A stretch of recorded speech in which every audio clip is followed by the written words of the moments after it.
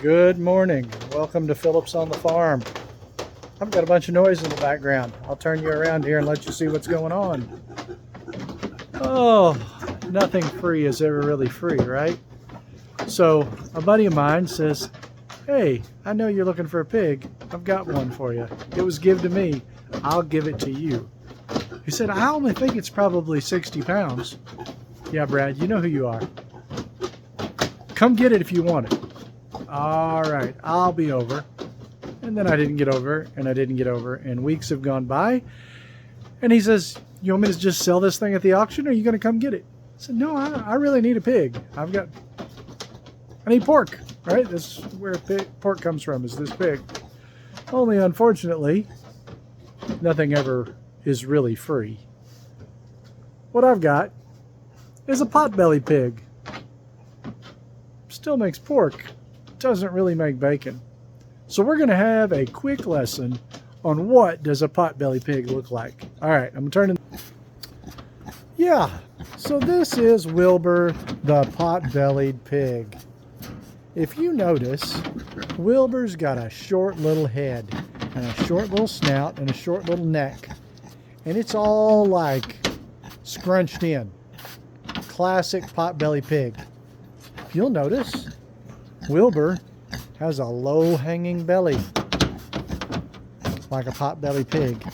And Wilbur is like a basset hound. He's long and low, but not real big. Wilbur here weighs about 100 pounds. And when I get done trimming the fat off of Wilbur, Wilbur will be about 30 pounds on the halves. Will be about all I get out of Wilbur. Wilbur's not excited about being in my pickup truck either. But if you look at that head right there from the side, you can see Wilbur doesn't look like a regular pig. If you've got that neck and you've got that head right there with that kind of knot up between the ears, if you don't have a full pot-bellied pig, you've got a crossbreed pot-bellied pig. Wilbur here is a boar, so I don't think he's ever bred. It's unlikely he's going to have any boar taint. I will eat some of the meat before I decide whether he's worth messing with a bunch of processing, because if he's got boar taint, then he won't be fit to eat. He does not smell like he does. He doesn't have a really strong odor like some of them do. I've never seen it in pot-bellies. It's a possibility, though. If you've got a pot-bellied pig and you're looking for a pig to get big, this is not your pig. This is as big as a pot-belly is going to get. Now, there may be some other breeds of pot-bellies. A bunch of naysayers out there say, "No, you can, oh yeah, you can throw the corn to this dude and he'll put on another 40 pounds, but it's all fat." He's not getting any taller, he's not getting any longer, and he's not just a miniature version of a pig. You can't use him for bacon. His belly meat is thin, and when you get the fat off of there, you're going to end up with like belly fat meat that's 1/2 to 3/4 of an inch thick. I'll probably record a second video when I get Wilbur strung up in the cooler and get ready to finish processing him. I'll probably get the back straps out of him and make some boneless pork chops. And everything else on Wilbur is really only suitable for a couple of other things. So what could you use Wilbur for? If you end up with another one of your free pigs like this, or you go find one and say, "I just want a little pig," you could skin Wilbur and you could put him on a spit or roast him over an open fire, or use a half and put it on a barbecue grill, and he'd be great for a long, slow cook. He's going to have a lot of fat on him. It's going to slowly cook down and render into that meat and make it really tender. And Wilbur would be fine to do something like that with. You could take all the Wilbur's front shoulder and you could put it in your smoker and make some really good barbecue. It wouldn't be really big, so instead of like a picnic roast, which is usually like 1/3 of a front shoulder, Wilbur's whole front shoulder is going to be your picnic and Boston butt all together, and you could do it. His rear ham is not all that big.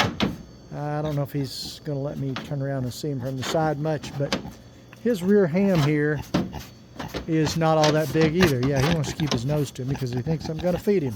He's been a pet in some past life anyway, not most recently.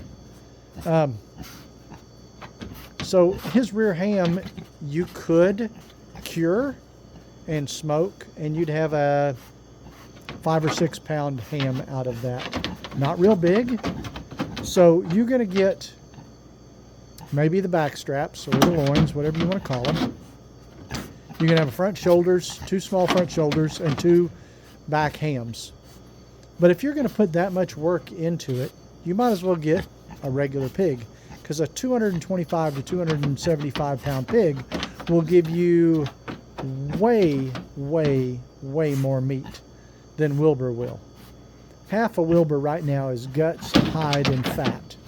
And when I'm done, he will be much smaller, just hanging in the cooler. And I will get maybe 25 or 30 pounds of sausage off of Wilbur, especially if I take the back straps out of him. So you could take a potbelly and get 2 front shoulders, 2 rear hams, and slow cook them or cure some part of them. You could split Wilbur and make him a weekend project and cook him over the coals, or half of him over a larger barbecue grill and do something like that. But for the most part, Wilbur is just sausage. Wilbur could be your pet, although Wilbur he's rough. When I picked him up and put him in there, he's not in the mood to be petted at this point. So me and Wilbur are about to have a conversation, and I'm going to send Wilbur to freezer camp, and that'll be what Wilbur's project turns into today. So much for Wilbur. This is the way of meat.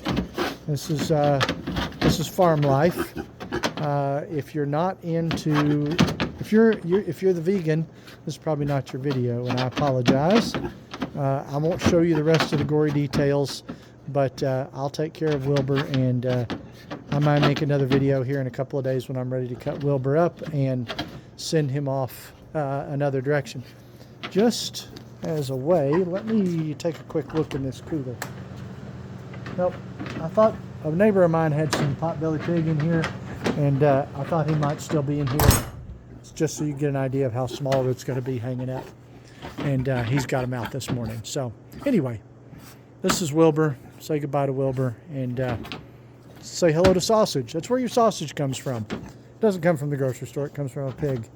Maybe startling revelation for some of you, but I think those of you watching my channel here on Phillips on the Farm know that this, although I wish it would equal bacon, is just going to end up equaling sausage. So, as always, thank you all for watching. Hit the subscribe button if you haven't done it. Like the video if you don't mind. Maybe it'll get out there a little wider. And if you haven't hit the bell icon, click on that and it'll send you a notification next time I upload a video. I got a couple more in mind. The garden's winding down, so I may do one of those garden videos. I don't know. Got a couple other in mind too. So we'll talk to y'all soon. Love y'all. God bless, and I'll see you next time on the farm.